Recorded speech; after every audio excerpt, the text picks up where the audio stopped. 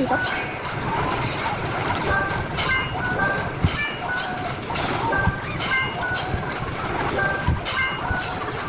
Yun guys, okay na. Yan, lista na natin yung kailangan. Iba yun kasi utang natin. Yung mga pwede mo mag-utang kasi tapos bayaran.